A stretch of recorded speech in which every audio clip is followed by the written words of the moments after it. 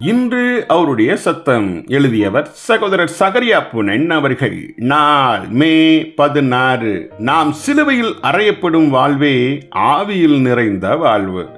சிலுவையில் அறையப்பட்டு வாழும் வாழ்க்கையே ஆவியில் நிறைந்து வாழும் ஜீவியமாய் இருக்கிறது. கிறிஸ்துவுடனே கூட நான் சிலுவையில் அறையப்பட்டேன் என்பதே பவுலின் ஜீவியமாய் இருந்தது.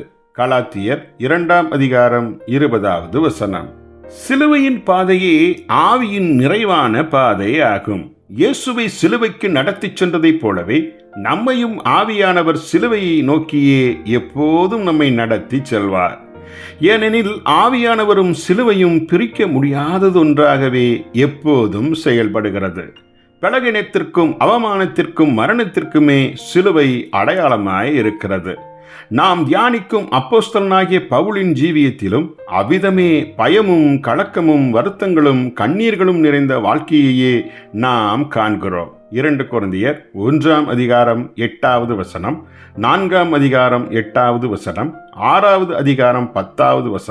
6:10, 7:5. ஓர் பைத்தியத்தை போலவும் மதிமயங்கினவனைப் போலவுமே பவுல் ஜனங்களால் கருதப்பட்டார். அநேக சமயங்களில் குப்பையைப் போலவும் எல்லாராலும் துடைத்து போடுகிற அழுக்கைப் போலவும் பவுல் நடத்தப்பட்டார். 1 கொரிந்தியர் 4:13. இதுபோன்ற இழிவான வாழ்க்கையிலிருந்து மீட்கப்படுவதல்ல ஆவியில் நிறைந்து வாழும் வாழ்க்கை.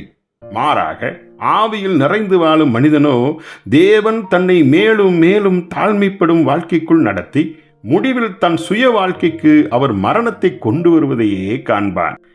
ஆவியில் நிறைந்த மனிதன் மனுஷருடைய புகழ்ச்சியை சற்றேனும் பொருட்படுத்தவே மாட்டான். அவன் தனக்கு ஏற்படும் இழிவுகளையும் நிந்தைகளையும் மகிழ்வுடன் ஏற்றுக்கொள்வான். அவன் மேன்மை பாராட்டுவதெல்லாம் சிலுவை ஒன்றே அல்லாமல் வேறு எதையும் குறித்து மேன்மை பாராட்டிட மாட்டான். கலாத்தியர் 6:14.